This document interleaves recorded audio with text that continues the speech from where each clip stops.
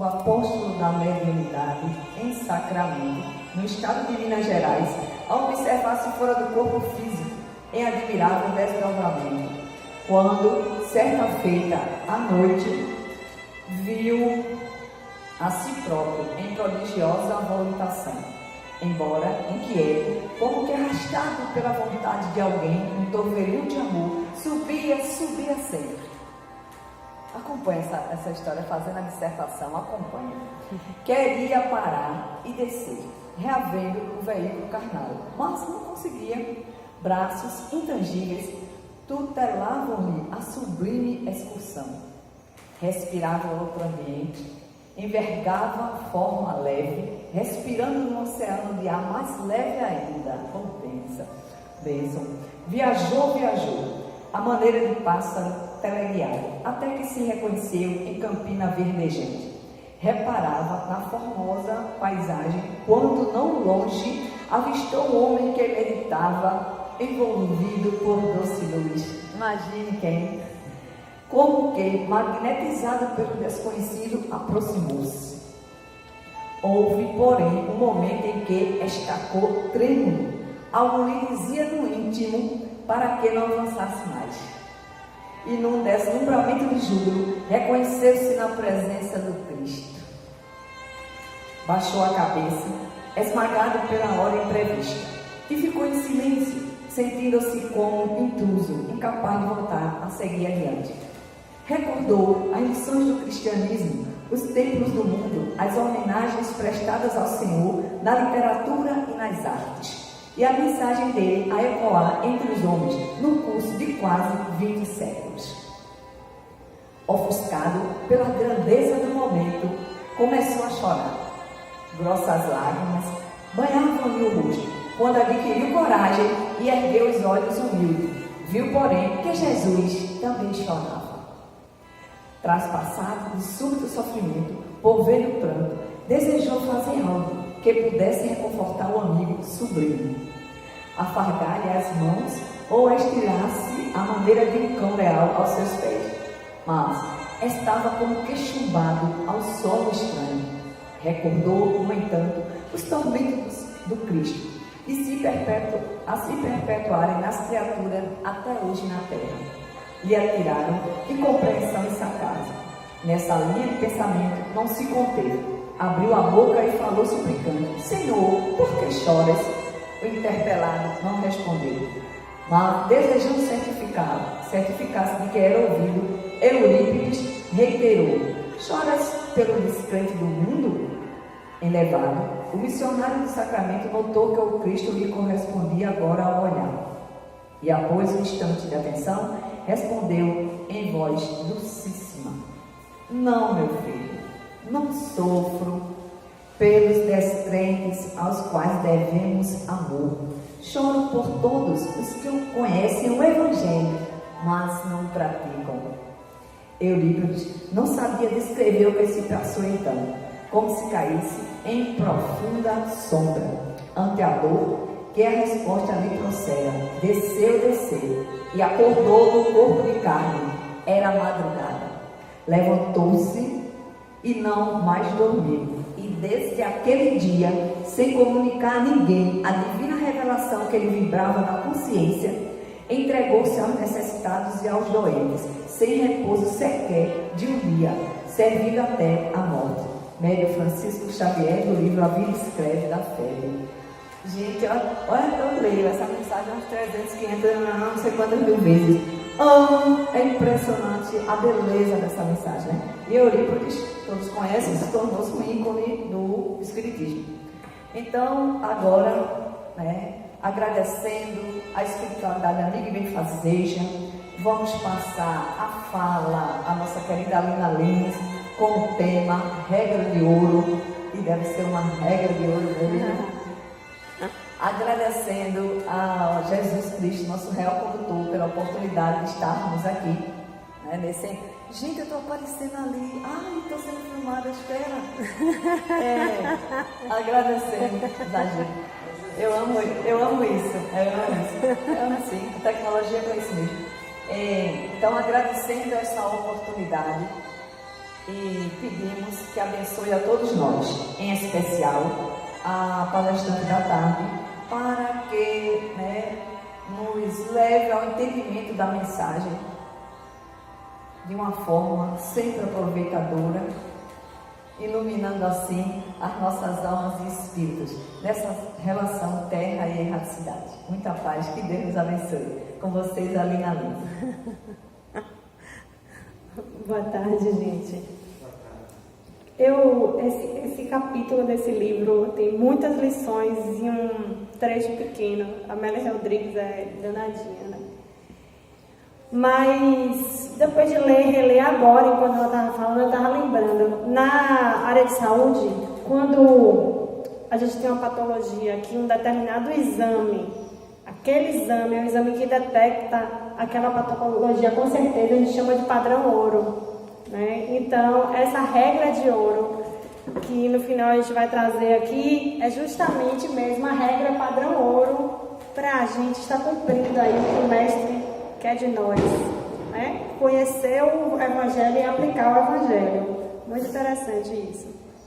Então, o texto começa falando, eu fiquei imaginando, os apóstolos com Jesus presente, convivendo com Jesus, né? Vendo as curas, vivenciando os aprendizados. Então ele fala, durante alguns meses haviam estado a seu lado, participando de preleções na Galileia, pela Decápole, Jerusalém e além Jordão.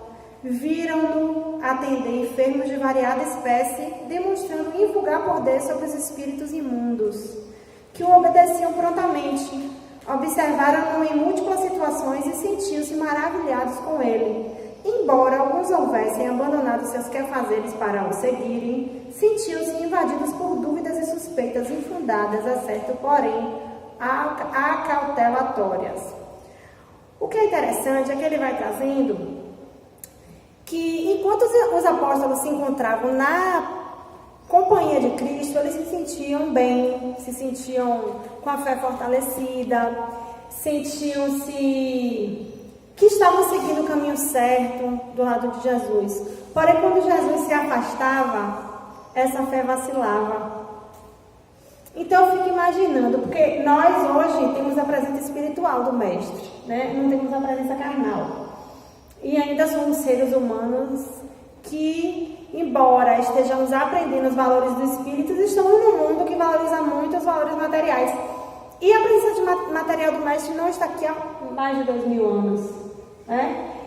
Aí eu fico pensando, para a gente, quais são esses momentos em que nos sentimos distanciados do Cristo? Acho que para cada um deve haver esse momento em que nossa fé vacila e que a gente não tem aquela sustentação vibratória que esses apóstolos na época tinham com a presença de Jesus. Eu penso, para mim, é muito pessoal, é quando eu me afasto da casa espírita. Cada um tem gente que tem uma pessoa na família que traz essa sustentação, né, que traz esclarecimento, consolo.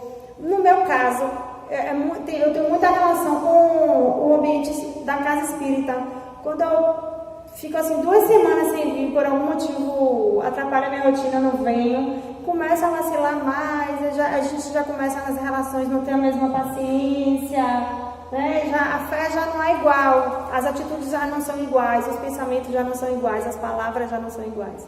Então ele falava, sem dúvida, o seu poder era exercido sobre eles, que estavam resolvidos, se necessário, a imolar-se até sob seu comando. Quando, porém, se ausentavam e sua presença diminuía o fascínio neles, sentiam-se fracos, saudosos da vida que levavam antes, receosos da empresa de seguir Jesus. Conquanto a sua palavra rutilante e vigorosa lhes caísse como chuva contínua sobre terra sedenta, ele não dizia tudo. Ensimesmava-se longas horas, quando não desaparecia inúmeras vezes a sós, retornando com a face pálida e os olhos que sempre brilhavam como 2 gotas de luz, sombreados de dorida tristeza.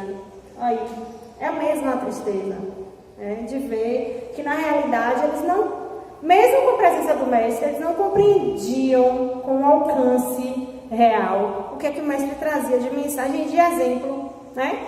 Então é isso, essa questão eu pensei muito, existe como o André Luiz citava isso no nosso lar, né? Quando você está num ambiente em que há uma sustentação fluídica, porque tem espíritos mais elevados que estão sustentando aquele ambiente, você consegue, neste ambiente, se manter naquela vibração. E muitas vezes, quando esses espíritos se afastam, que estão lá, vivendo lá no nosso lar, ou em que colônia for, se afastam do ambiente que tem essa sustentação, muitas vezes começa a vacilar, né? Então, a gente não tem ainda a perfeição e a gente deixa vacilar em algumas situações. Então, a gente precisa passar a analisar quais são essas situações em que eu caio nessa sustentação, para que eu possa saber quais eu posso já me educar para enfrentar e vencer e quais eu devo evitar. Tem situações que a gente vai precisar evitar para a gente não cair em certos tipos, né? Eu falo que são armadilhas. Quer ver uma armadilha para mim? Política. Porque eu tenho uma formação política muito intensa, muito forte. Então eu sempre fui envolvida nisso. Mas ultimamente todo mundo fala, você se afastou tanto. Não é que eu não tenha ainda a minha visão das coisas, mas eu não me envolvo mais em discussões acaloradas. Nem sobre religião eu faço isso, eu falo para quem quer ouvir, né? Então, mas às vezes a circunstância faz a gente cair ali naquele negócio, né? A gente dá uma escorregadinha, né? Uma das, né? Cada um tem várias, né? Situações dessas. Então, e essas saudades da vida que levavam antes? Isso eu analisei, né? Eles deixaram tudo para seguir Jesus. Tinham certeza de que aquilo era o que era melhor para eles. Aí, de repente, quando vacina essa fé, eles, será que eu tinha que ter largado tudo aquilo mesmo? Olha como nos divide o reino deste mundo e o reino que não é deste mundo. Porque nossa fé ainda é vacilante. Então, esse reino que não é deste mundo, embora a gente tenha mais eu não vou falar nem essa certeza, mas esse conhecimento, a certeza real ainda não está nos nossos corações. Então, por isso que em alguns momentos a gente vacila. Será mesmo que a vida é infinita, que do outro lado eu vou encontrar todos?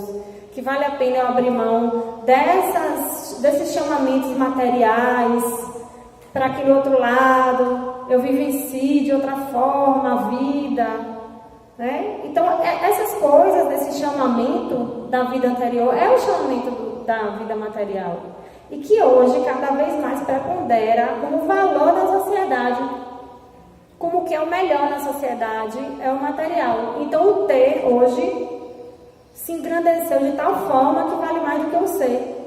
Hoje você vale mais pelo que você tem do que pelo que você é, né? Então, quando Jesus falava que o homem foi justificado na cultura judaica, eram valores, muitas vezes de aparência, mas que fazia com que o homem revelasse um bom caráter, pelo menos. E hoje, não é isso que se discute mais. Então, a gente precisa retomar esses valores para além do verbo, né? E o outro ponto que a gente vê nesse texto anterior era a autoridade moral de Jesus. Porque a gente discute tanto, quando a gente lê nas preces, no final do Evangelho segundo o Espiritismo, existem preces para afastar maus espíritos, prece pelos obsediados e prece pelos espíritos endurecidos. Tudo isso muito parecido, porque é para lidar com esses maus espíritos, né? Em nenhuma das preces ele fala para a gente expulsar ninguém. Em todas a gente ora pelo espírito, pela regeneração dele, para que ele ficando bem, né? O obsediado também possa estar bem. E pela reforma moral do obsediado, porque se ele abrir uma porta, é porque tinha algo nele que atraiu esse obsessor. Então, Jesus, ele já era pura moral. Quando ele chegava para falar com alguém, ele tinha autoridade. Quando ele pregava o amor, ele era puro amor.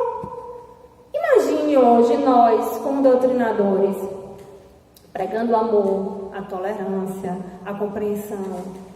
Será que o que a gente prega na hora é o que a gente, no nosso dia a dia, pratica?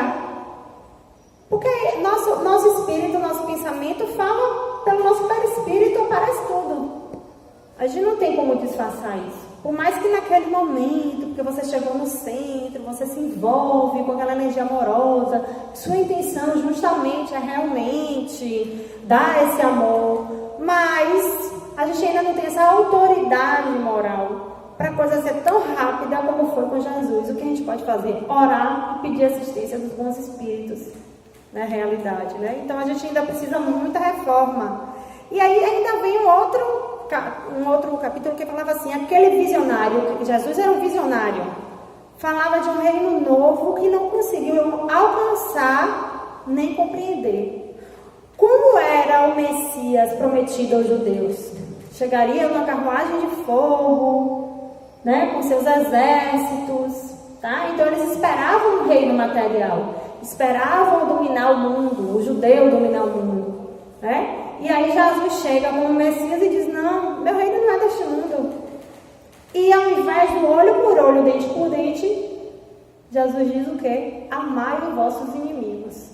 Gente, para uma sociedade que não estava acostumada a ouvir isso, era uma coisa estrondosa. Hoje a gente está, embora não se pratique, está acostumado a ouvir, né? As pessoas gostam de repetir, coloca no carro, coloca na camisa, coloca no Facebook, coloca no Instagram, né?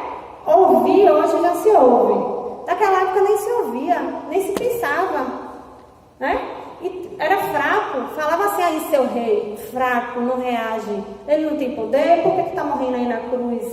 Passivo, não era assim que os espíritos zombeteiros faziam? O rei que vocês falavam que é o rei de Israel, o Messias, aí ó. Então, era encarado como um covarde quem não reagia, não é verdade? Então, eles pensavam assim, por que não vai conferir a supremacia a Israel no concerto das nações? Eles não compreendiam o que Jesus trazia. E foi nessa armadilha justamente que Judas caiu. Porque Judas, embora se fale que Judas trocou Jesus por dinheiro, na realidade Judas queria entregar Jesus para que o povo fizesse um levante. Como receberam Jesus com festa, ele pensou o quê?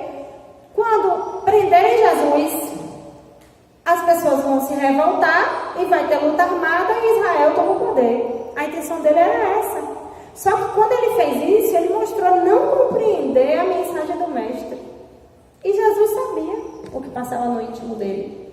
Permitiu porque assim era necessário, né? Então, a gente também às vezes se configura nesse Judas. Porque a gente quer um reino de acordo com os nossos desejos, com o que a gente acredita. A gente não se esforça tanto assim para compreender que reino é esse que não é deste mundo, né?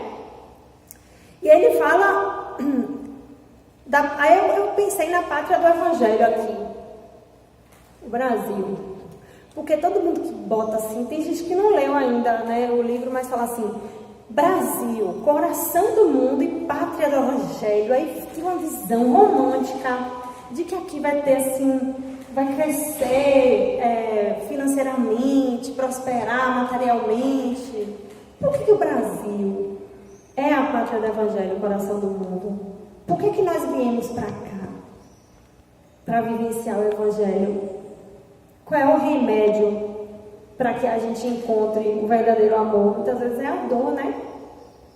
A gente veio se regenerar e esse país nos acolhe para isso. Por isso que ele é tão fervilhante. O Brasil acho que não existe. Pode ser o país de primeiro, segundo, terceiro mundo igual ao Brasil. Ao tempo que tem toda essa intolerância, você vê em uma rua de São Paulo convivendo em lojas, uma na frente de outra, povos que em outro lugar do mundo é guerra. E aqui vivem pacificamente também. Né? Então fervilha tudo aqui. E nós viemos para cá para ter essa oportunidade de sermos acolhidos no mundo de regeneração. Nós viemos para as provas e expiações para sermos acolhidos nesse mundo de regeneração. É uma oportunidade que a gente tem. Então essa visão assim de Brasil, pátria do mundo, a gente vê aquelas imagens, né? Como se fosse paraíso.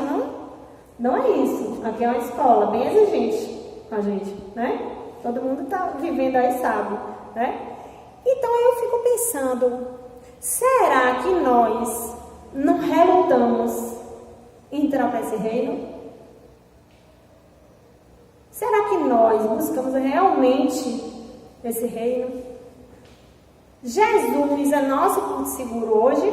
Qual é o nosso porto seguro? Onde a gente se sente seguro na fé? A fé não vacila. Em quais momentos a dúvida ou a invigilância nos atacam? Quando vem essas questões acho que hoje nem tanto de dúvida, mas às vezes bate aquele pessimismo, né? Ainda mais no contexto que a gente está hoje. Às vezes bate um pessimismo. Quando eu penso em certas situações, eu não vou nem citar da política para não trazer visão minha. Mas quando eu penso assim, em determinadas situações, eu penso assim, meu Deus, e se for assim ao assado? Aí depois vem assim, se for assim, é porque o povo precisa disso aí. É o remédio. Deus não encaminhou nada nessa história aqui, nada, sem um sentido. Então, nosso papel é não ser omisso diante da desigualdade, diante da intolerância, diante do ódio. O nosso papel é não ser omisso, porque Jesus não era omisso. Ele era brando, ele era pacífico, mas ele não era omisso. Tanto que ele foi morto por discordar da ideia dominante, de quem queria se manter no poder. Ele não era omisso, ele não entrava em conflitos maiores. O único conflito que eu acho que eu lembro que Jesus talvez tenha feito foi quando ele chegou no templo e estavam os vendilhões lá negociando o reino de Deus, né? Eu acho que foi o único momento que ele perdeu as estribeiras. A chinelada que a gente dá no filhotinho foi ali, né? Então é isso que eu botei. Então será que nós não desejamos que esse reino seja o nosso reino? A gente idealiza que reino é esse e quer que seja daquela forma. Ah, não, então quem tem que ser eleito é fulano. Então, fulano tem que pensar como eu. E não entrega verdadeiramente na mão de Deus, né? Então, ele faz uma comparação muito interessante entre João e Tiago, que inclusive eram irmãos. Ele fala assim, João, por ser mais jovem, febricitado depois de cada discurso, sonhava com as estrelas e cantava entusiasmados a melodia da mocidade nas cordas da harpa do vento. Tiago, no entanto, seu irmão, amadurecido pelos anos de luta e experimentado em longos exercícios da vida, reflexionava comparando seus ditos aos escritos da Torá, que Tiago fez até o fim da vida, né? Tanto que ele foi salvo em um momento porque estava com a Torá, né? Os judeus não torturaram ele por conta disso. Mas quando a gente lê esse trecho, a gente vê o quê? Ele fala que João era super entusiasmado com tudo que Jesus falava. Ele fala que por ser mais jovem. Aí eu estava pensando, num primeiro momento se falou em saudades da vida anterior que eles tinham. E nesse segundo momento se fala nessa comparação entre quem é mais jovem, materialmente, e quem é mais velho. Então eu fiquei pensando, o que é mais difícil? Abandonar seus bens materiais ou abandonar as antigas crenças? Porque a gente se apega às nossas crenças também, ao que a gente acredita, ao que a gente valoriza. E é difícil revolucionar isso. João, claro que a gente sabe que a gente não pode resumir uma atuação de um espírito desse numa encarnação. Porque João Evangelista foi um espírito que acompanhou, foi o único que não negou Jesus quando Jesus foi crucificado. Ele acompanhou até o final, né? E a gente vai ver depois as consequências disso aí aqui, né? Então a gente não é simplesmente porque João era jovem quando conheceu Jesus, tem uma história espiritual por trás, mas a análise que se faz aqui é isso, de como a gente se apega a determinadas coisas que a gente acredita e deturpa muitas vezes o que vem na palavra de Jesus, ou para quem é espírita hoje, no kardecismo, né? Então a gente precisa analisar melhor o que é meu e o que é realmente que a doutrina traz, tá? Aí vem muitos os chamados e poucos os escolhidos, né? Isso aí eu não vou parar para falar dessa fala de Jesus, mas traz muita reflexão. E aí ele fala assim, jamais alguém dissera o que ele disse e como disse. E eu digo ainda mais na realidade.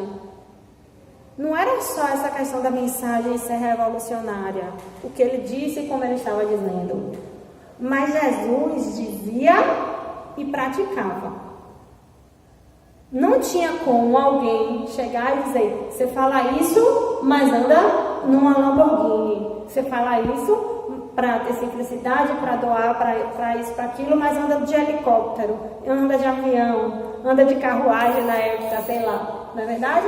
Então Jesus exemplificava o que ele pregava. Ele não só falava, falar é tão fácil, né? Falar é fácil, gente, demais, eu adoro falar, né? 2 ou 3 horas falando, mas dar o exemplo do que a gente está falando, vivenciar verdadeiramente o que a gente está, né, trazendo aqui, é muito mais difícil, tá? Então, se hoje é natural ouvir falar desse amor que Jesus apregoava, naquela época o natural era a lei de talião. Olho por olho e dente por dente, e era assim mesmo, se roubar corta a mão. Era a troca do crime na mesma moeda. Já pensou? Então a lei foi sendo criada para impedir isso. Mas a gente ainda não tem essa capacidade desse amor tão incondicional. Então, amar os inimigos e orar por quem nos persegue. Porque amai-vos uns aos outros, já começa. Mas amar o inimigo, orar por quem nos persegue. Quando a gente começa, mesmo que no íntimo tenha uma mágoa, um ódiozinho, quando a gente começa a envolver em luz essas pessoas que nos perseguem, essas pessoas que nos atrapalham, como as coisas mudam. É impressionante. Fazer o exercício. Oh, meu Deus, tira de mim esse ódio, essa mágoa, eu sou imperfeita, eu sinto, mas eu oro por fulano, vai, né? Fica com Deus, tal, envolve em luz. Como as coisas vão mudando na nossa vida. Às vezes, no impulso, diante de determinadas situações, a gente não age dessa forma. Mas a gente para, reflete e pensa, né? Como é o ser desperfeito? Como é que eu posso alcançar esse ser desperfeito? Então, a gente precisa também praticar o que foi ensinado. Aí eu trouxe uma frase muito interessante de Gandhi. Olho por olho e o mundo acabará cego. Não é verdade? Porque um sai furando o olho do outro e daqui a pouco está todo mundo cego. Porque sempre a gente tem, a gente sempre ofende alguém, mesmo sem querer, a gente sempre ofende alguém sempre nos ofende. E normalmente, quem a gente mais magoa é quem a gente mais ama. E quem mais nos magoa é quem mais nos ama também. E que a gente ama. Porque é nessa convivência de amor que você vai ficar magoado quando há uma falha. Com quem você não está nem aí, se assim ofende com qualquer coisa? A pessoa nem te conhece, você fica chateado porque não ligou no seu aniversário? Ou porque não te visitou no hospital quando você estava internado? Não é verdade? Eu estou falando de coisas menores, né? A gente se até com tanta bobagem, se magoa com tanta bobagem, a gente às vezes vai acumulando, né? Estocando lixo, como diz o Zacarias, né? A gente estoca lixo no coração. E aí a gente fica sem a capacidade de ouvir o que é verdadeiramente o amor. Então, como é que a gente pratica esse amar os vossos inimigos? Jesus falava com a naturalidade isso e as pessoas e pensavam, como? Vamos pensar na época em que ocorriam tantas perseguições. Se a gente lembra de Paulo de Tarso, a vida dele, a gente vê, né? Primeiro a namorada dele, como judia, sofreu perseguição dos romanos, a família toda. Depois os judeus perseguiram os cristãos. Aí agora a gente tem muçulmano, cristão. Aquelas guerras ali naquela área, né? Um povo estava mais poderoso, ia, explorava o outro, escravizava o outro, humilhava, matava os filhos, fazia. Olha quanto ódio podia se acumular por gerações por conta disso. E aí você chega para uma mensagem dessa e diz, não, você tem que amar. Ah, judeu, você que está sendo perseguido pelo romano, você tem que amar o romano que está te perseguindo. Olha, cristão, você tem que amar o judeu que está te perseguindo. Né? E foi o que Gandhi fez, né? Olha, indiano, você tem que amar o inglês que está querendo te matar. E amar de verdade. Tanto que quando os ingleses chegavam, não conseguiam, mas eles foram derrotados por conta disso. Porque como é que você mata alguém que se entrega a você com aquele olhar de amor por você, com piedade, né? Então, aí o mestre fala, ó, o homem mau parece dizer, está enfermo, e o adversário infeliz caminha para a loucura. será crível atirá-los no fosso das misérias maiores? É como se você tivesse com raiva de alguém por essa pessoa estar doente. Essa é a visão que Jesus traz. Você está com raiva de alguém por estar doente e está condenando ela a ficar mais doente, ao invés de resgatar ela dessa doença. Como se fazia com os leprosos, como era? Jogava lá, o cara perdia tudo da vida dele, até a família não queria chegar perto para não ficar doente também. Ia para meio do deserto e era abandonado. Então você está sendo, quando você faz isso com alguém que ainda está na ignorância espiritual, você está fazendo justamente isso. Você está pegando alguém doente e tornando mais doente. Quando você retribui com mais ódio, você está dando mais veneno para a pessoa adoecer mais ainda. Gente, falar é fácil, mas se a gente não para refletir racionalmente nas coisas, a gente não consegue aplicar. Primeiro a gente precisa refletir. Para quando as coisas acontecerem, a gente pode ter até a primeira reação. E aí a gente parar para refletir nisso. E aí a gente vai se educando. Primeiro a gente se educa na ação. Aí depois a gente se educa na palavra. Aí depois a gente consegue se educar no pensamento, que o pensamento é o mais difícil de educar. A gente tem um controle menor, né? E tem pessoas que, entre o pensamento e a ação, o período refratário é muito curto, né? Aí a gente, quem é muito assim, que eu sempre fui muito assim, eu estou educando. Então quem é muito assim tem que sempre pensar antes de reagir, vou dar um tempo. Às vezes a gente tem que se retirar, não responder na hora. É difícil se educar, porque senão a gente sempre reage no impulso do instinto de raiva, né? Então essa reatividade só vai atrair coisa ruim para nós. Então o programa que Jesus trazia era um desafio ousado. Esse estatuto certamente regerá o reino a que ele se refere. As lágrimas rebentam nos seus olhos e correm silenciosas pelas faces, assim como trouxe aqui. As emoções mais sutis os dominam. Amar para adquirir perfeição. Construir a diferença no íntimo para não serem iguais ao mal. Construir a diferença no íntimo para não serem iguais aos maus.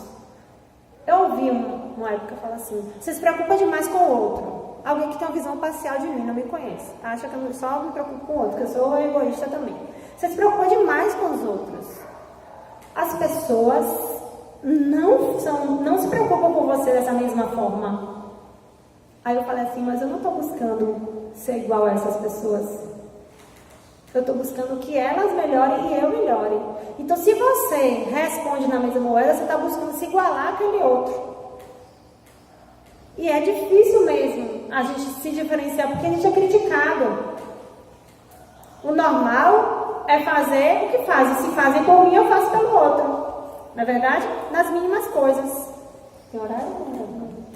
Então, construir a diferença no íntimo para não serem iguais aos maus. Essa diferença é quase nada e é tudo. O amor aos inimigos. Então, essa é a regra de ouro para a humanidade. A regra de ouro para a humanidade se impõe como fundamento essencial do novo reino que ele vem instalar na Terra. Então, até onde vai essa capacidade nossa de amar os inimigos? Difícil, né? Assim, na casa espírita, orando, a gente, oh, não. Mas vamos para o dia a dia, né? É mais difícil. Já não há equívocos. Os outros eram reinos levantados sobre os despojos dos vencidos, que se transformavam em adubo fecundante quando não se faziam veículos de pestes dizimadoras. O forte esmagava o fraco e se apresentava como se fora mais forte. Eu esmago quem é fraco e fico como forte porque eu esmaguei quem é fraco, não como covarde, né? A usura se armava de ambição e marchava sob o comando da impiedade para dominar os povos, né? Hoje a gente tem mais uma dominação de classes, né, do que de povos, aqui pelo menos, né? Lá fora ainda existem algumas questões de... Então ele fala, os primeiros artigos desse estatuto apresentado eram preceitos simples, temas de conversa nas margens dos lagos e na boca das lavadeiras e nos ribeirinhos cantantes. Então imagine, Jesus chegava com boa nova E as pessoas debatiam esses temas. Mas olha, aquele senhor falou para a gente amar os nossos inimigos. O que você acha disso? Aí começava. Não, deve ser só nessa situação. Não. Pense aí, né? Porque os espíritos tem 2000 anos, não dá tempo de evoluir muito não. A gente está mais ou menos naquela esfera ali, né?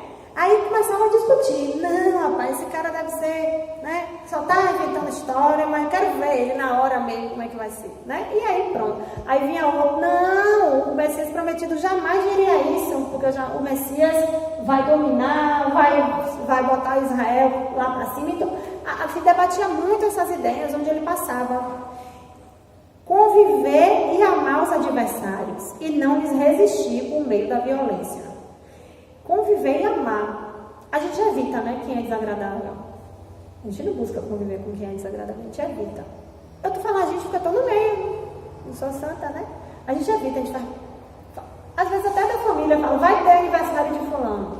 Ixi, fulano vai estar lá. Lá vem, né? Ou a festa do trabalho. Fulano vai, não vou não. Não é assim?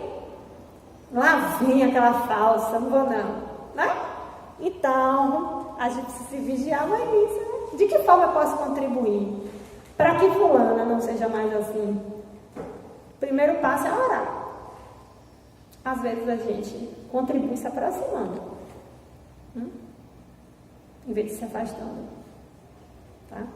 Ele viveria durante todo o seu ministério aquela regra, que é a regra de ouro, de amar os inimigos. Daria a vida e cumpriria a lei. E no final, ele ainda pediu a Deus que perdoasse. Eles não sabiam o que faziam. Porque ele sentia a ignorância que existia. Foi o mesmo olhar que Estevão dirigiu a Saulo, quando Saulo mandou matar Estevão. O mesmo olhar que impressionou tanto Saulo, né? Porque foi um olhar de amor. Ele olhava a Saulo como um irmão e pensava, oh Deus, tadinho, olha como ele está na ignorância, perdoa ele. Eu acho que para a gente hoje, uma relação em que a gente, na maioria das vezes, traz, mas isso é a relação de maternidade, paternidade, né? A gente tem essa capacidade de perdoar os que os nossos filhos fazem muito mais. Às vezes até o da vizinha faz igual, mas aí você fala, não, mas no meu caso, meu filho estava nessa situação, o da vizinha estava nessa situação, aí faz uma comparação assim, aí o meu filho merece perdão, o da vizinha não merece, né? Porque a gente hoje ama o próximo mais próximo, né? O nosso amor ao próximo é o próximo mais próximo ainda. Não é o amor da fraternidade universal. A gente não enxerga que qualquer erro é justificável porque esses erros partem da ignorância na realidade, né? Então, nesse aspecto todo, nesse aspecto assim, um resumo seria o bem-aventurados os mansos e pacíficos. Porque se a gente pensar assim, o que é a real felicidade? O que é que realmente faz uma pessoa ser feliz? Não é alegre, efusivamente alegre, não. Não é isso. Isso não é felicidade. Mas o que caracteriza num espírito, a felicidade? Eu penso que é a serenidade. A pessoa segue na vida, as coisas acontecem e ela se mantém naquela serenidade. Por quê? Porque ela não está sujeita a circunstâncias. Aquilo está dentro dela. Eu vi o Trigueirinho uma vez falou, ele desencarnou há pouco tempo também, né, Trigueirinho? Ele uma vez falou, teve uma época que eu ouvi tem uns 12 anos que eu ouvi umas mensagens dele, eu não esqueci disso. Ele falou que essa serenidade é uma folha em cima de um rio ou do mar, em cima da água. A água pode estar revolta, criando as mais altas ondas, a folhinha está ali flutuando, não afunda. Eu falo assim, a gente na tsunami da vida, a gente mergulha, sai, toma o caldo, né, como falam, e aí depois chega na superfície e faz, meu Deus, como eu passei uns períodos assim, meio atordoado, nem me toquei disso aqui que aconteceu, porque a gente não se mantém nessa serenidade. Vem a onda, a gente mergulha junto, leva a gente para longe, e a gente perde aquela serenidade toda. Porque os acontecimentos da vida, né, nos testando e a gente se perdendo na prova. Mas ainda bem que a gente tem a eternidade, né? Sempre falo assim, Deus não tem pressa, quem tem pressa somos nós. E André Luiz Nunes traz no livro O Amor Jamais Esquece. Jesus te conhece pelo nome. E você é muito importante para a obra da criação. Se o mundo todo evoluir, o resto do mundo todo evoluir, e você não evoluir, o mundo está evoluído? Não está. A gente precisa que cada alma evolua. Então, quando você contribui com sua evolução, você contribui com a evolução do mundo. E quando você ajuda o irmão nessa evolução também, você também está contribuindo com essa evolução do mundo, né? E aí ele traz os apóstolos, eram os membros que participavam da fundação do reino, que deveriam reger. Todos seriam irmãos, mensageiros, apóstolos, os enviados. Reino de amor lançado sobre suas bases deveria resistir até os confins dos séculos. Eu vi uma passagem falando de quando eles falavam outras línguas, como foi aquele evento Pentecostes.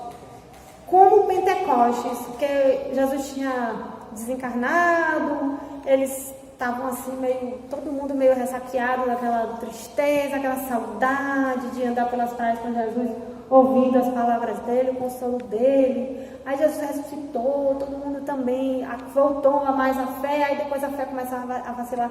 Mas aí o Pentecostes aconteceu e isso reviveu neles essa fé, essa vontade de fazer. E aí que os atos dos apóstolos a gente vê como eles realizaram, né? E no próprio livro de Paulo e Estevão a gente vê muito isso, dos atos, né? Um paralelo. Então que reino é esse, que não é deste mundo? Só pessoas perfeitas podem representá-lo. Os apóstolos eram pessoas perfeitas. Jesus escolheu eles, imperfeitos mesmo, para mostrar a gente que a gente está aqui para fazer, e é esse fazer que vai fazer a gente melhorar. Não é esperar, não, quando eu estiver perfeita eu vou dar uma doutrinária lá no centro. Quando eu puder ser um exemplo de perfeição, eu falo, para não falar e não dar exemplo, né? Ah, não, só quando eu for bem iluminada que eu vou para o mediúnico ou que eu vou fazer caridade. Porque de que adianta fazer caridade, né? Mas é nessa construção que eles foram se melhorando, se doando. E é nessa construção que a gente vai se melhorar, porque nós não somos mesmo perfeitos. E não adianta esperar ficar perfeito nessa vida para trabalhar, porque a gente não vai ficar perfeito, a gente vai melhorar, né? Então, ser apóstolo é viver as facilidades desse mundo, ou é trabalhar como aí, ó, o irmão, quando viu, né? Eurípides, quando viu que Jesus chorava, tomou a rédea e foi fazer, né? Então, o que é essa verdadeira felicidade? Foi o que eu já falei.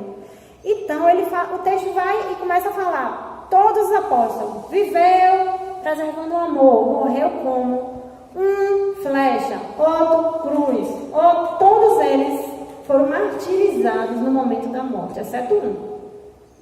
Quem sabe qual foi? O único que não foi martirizado para morrer.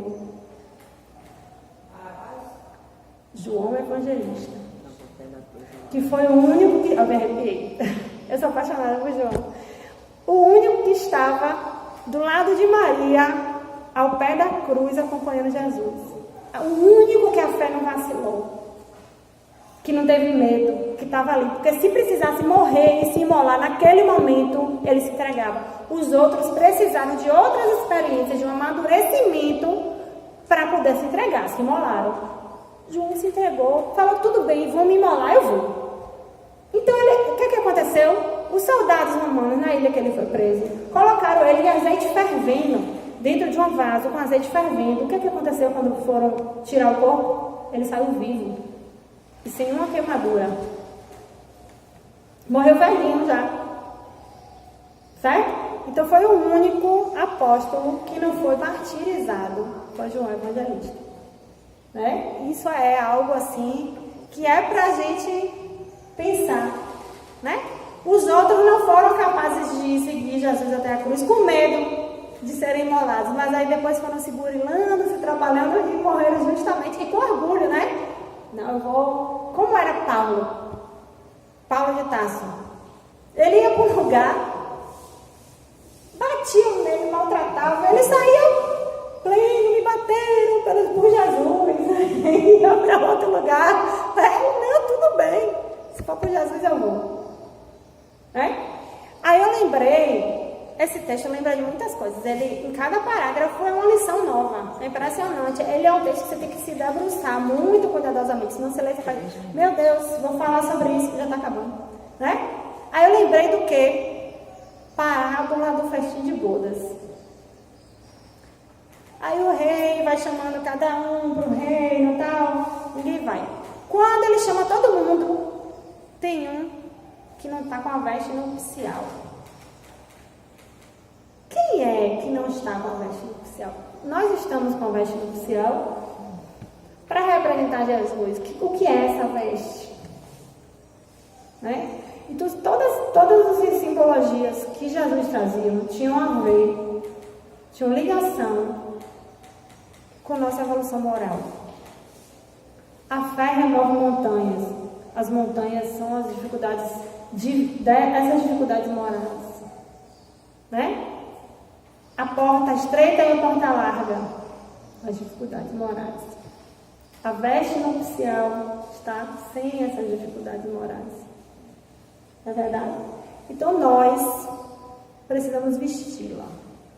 Qualquer cura começa pelo espírito. Não adianta curar o corpo, porque Jesus mesmo dizia, vai não peques mais, para que coisa pior não te aconteça. Nós precisamos curar a alma, porque muitas vezes a doença do corpo é o próprio remédio. Então não é que a gente vai buscar o alívio para a dor, não vai buscar o alívio para a dor, nem o alívio para a doença, a gente vai. Mas a gente precisa saber para que eu estou doente. Não porque simplesmente para que eu estou doente. Para que a gente possa, então, trabalhar essas mazelas, para a gente não adoecer mais. Certo? Vamos nos preparando para o final da doutrinária. Lembrando que a doutrinária desse mês tem como título Jesus, Luz do Mundo. Do livro Luz do Mundo, psicografia de Valdo Franco, ditado pelo Espírito Amélia Rodrigues. Hoje, desenvolvendo o tema A Regra de Ouro, Alina Lemos. Assim vamos ler a mensagem e depois dessa mensagem a Alina fará a prece de encerramento dessa doutrinária.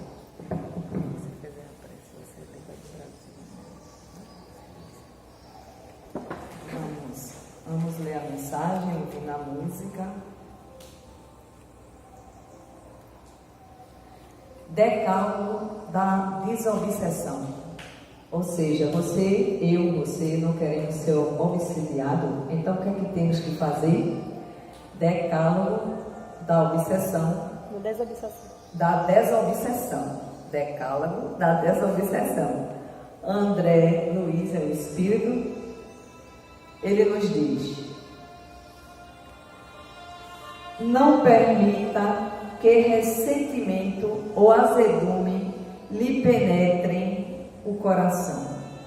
Abençoe quantos lhe censuram a estrada, sem criticar ninguém. Jamais obrigue essa ou aquela pessoa a lhe partilhar os pontos de vista. Habitue-se a esperar pela realização dos seus ideais, trabalhando e construindo para o bem de todos. Abstenha-se de sobrecarregar os seus problemas com o peso inútil da ansiedade. Cesse todas as queixas ou procure reduzi-las ao mínimo. Louve, mas louve com sinceridade o merecimento dos outros. Conserve o otimismo e o desprendimento da posse. Nunca se sinta incapaz de estudar e aprender, sejam quais forem as circunstâncias. Esqueçamos-nos para servir. E assim, favorecido pela energia que o momento nos propicia, voltamos à palavra Alina Lemos para que profira a prece de encerramento. Mestre, só podemos ser gratos pelo amor que dedicas a nós. Sabemos que pela sua misericórdia vivemos com créditos muito a mais do que realmente merecemos. Então, que possamos dar esse crédito a cada irmão. Que o reino do amor e da tolerância seja realmente o que domina nosso espaço. Que nosso país se ilumine. Que possamos, nesse caminho, nessa nova etapa da política do país, fazer a escolha, Mestre, que o Senhor sabe que é a melhor. Não vamos aqui pensar que a melhor escolha é a minha escolha. Vamos depositar no governador espiritual deste planeta a confiança de que estamos sempre seguindo no caminho traçado para a nossa evolução. Que a paz possa reinar nos nossos corações e que o amor seja o nosso guia a cada dia. Que assim seja.